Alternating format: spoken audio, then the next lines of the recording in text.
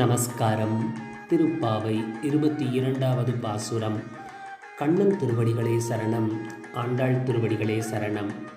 அங்கன்மா ஞாலத்து அரசர் அபிமான பங்கமாய் வந்து நின் பள்ளிக்கட்டிற்கீழே சங்கம் இருப்பார் போலே வந்து தலை பெய்தோம். கிங்கிணி வாய் செய்த தாமரை பூ போலே செங்கண் சிறி சிறிதே எம்மேல் விழியாவோ. திங்களும் ஆதித்யனும் எழுந்தார் போலே அங்கண் இரண்டும் கொண்டு எங்கள் மேல் நோக்குதியேல் எங்கள் மேல் சாபம் இழிந்தேலோர் எம்பாவாய். ஆண்டாள் கண்ணனை எழுப்புகிறாள் அல்லவா? அப்பொழுது எழுப்பும் பொழுது அவள் கண்ணனின் பராக்கிரமத்தை சொல்லுகிறாள். எப்படி சொல்லுகிறாள்? அவள் அங்கன்மா ஞாலத்து அரசர், இந்த பரந்து விரிந்த இந்த உலகத்தை ஆளும் பல அரசர்கள் தங்களின் பராக்கிரமத்திற்கு ஈடு இணை இல்லை என்று மார்த்தட்டி கொள்ளும் அரசர்கள், அவர்களுடைய அபிமானம், அவர்களை பற்றிய அபிமானம், அவர்களின் பராக்கிரமத்தனத்தை பற்றின அபிமானம் பங்கமாய் வந்து நின் பள்ளிக்கட்டிற்கீழே, அந்த பராக்கிரமத்தை பற்றின அபிமானம் எல்லாம் பங்கமாகிவிட்டதாம். யாரின் முன்னே?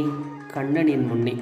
அதனால் அவர்கள் கண்ணனின் முன் எங்கள் பராக்கிரமம், எங்களுடைய வீரம் எடுபடாது என்பதை புரிந்து கொண்டு கண்ணனின் பள்ளிக்கட்டிற்கீழே வந்து சங்கம் இருக்கிறார்களாம்.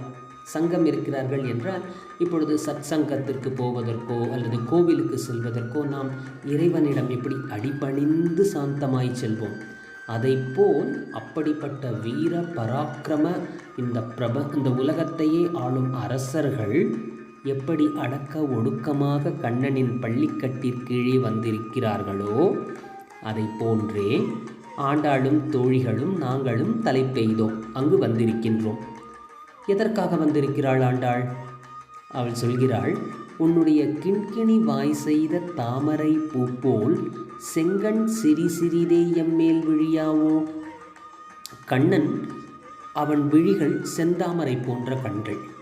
அந்த கண்களை சிறிது சிறிதாக திறக்க வேண்டும். எப்படி திறக்க வேண்டும்? கிண்கிணி என்று ஒரு மணி இருக்கும். பெரும்பாலும் அதை மாடுகளின் கழுற்றில் கட்டுவார்கள். அந்த கிண்கிணி என்பது 2 ரோஜா இதழ்கள் மூடி இருப்பதை போல் இருக்கும். உள்ளே ஒரு பந்தை போன்று ஒன்று இருக்கும். அது அசையும் பொழுது கிண்கிணி என்ற சத்தம் வரும். அதை போன்று சிறிது சிறிதாக தாமரை மலர்வதைப் போல் உன்னுடைய செழுந்த கண்கள், சிவந்த தாமரை போன்ற கண்களை சிறுக சிறுக திறந்து எங்கள் மேல் உன் விழி படுமேயானால் அதற்காகத்தான் வந்திருக்கிறோம். திங்களும் ஆதித்யனும் எழுந்தார் போலே, நாராயணனின் ஒரு கண் திங்களை போன்றது, சூரியனை போன்றது, மற்றொரு கண் நிலவை போன்றது.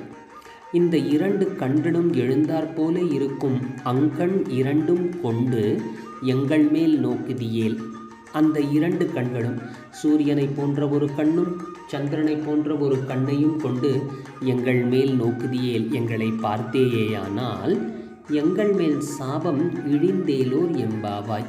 எங்கள் மேல் எப்படிப்பட்ட சாபம் இருந்தாலும், எங்கள் மீது எந்த கர்ம வினைகள் இருந்தாலும் அவையெல்லாம் அழிந்து ஒழிந்து தொலைந்து போகும் என்று கூறுகிறாள் ஆண்டாள். இந்த பிரபஞ்சத்தை, இந்த உலகத்தையே ஆளும் பராக்கிரமசாலிகளான அரசர்கள் உன்னெதிரே வரும்பொழுது எப்படி அடக்க ஒடுக்கமாக வருகிறார்களோ அதை போல் வந்திருக்கிறோம். உன்னுடைய சிறு பார்வை, கடைக்கண் பார்வை எங்கள் மேல் படுவதற்காக.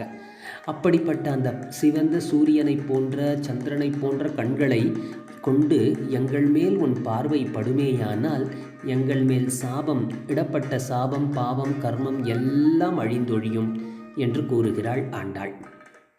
இந்த பாடலை மீண்டும் ஒரு முறை பார்ப்போம். அங்கன்மா ஞாலத்தரசர் அபிமான பங்கமாய் வந்து நின் பள்ளிக்கட்டிற்கீழே சங்கம் இருப்பார் போலே வந்து தலை பெய்தோம்.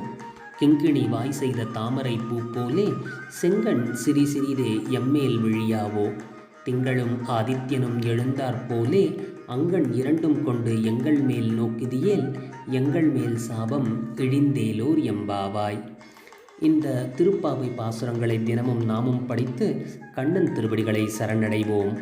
கண்ணன் திருவடிகளே சரணம். ஆண்டாள் திருவடிகளே சரணம். ஜெய் ஸ்ரீ கிருஷ்ணா.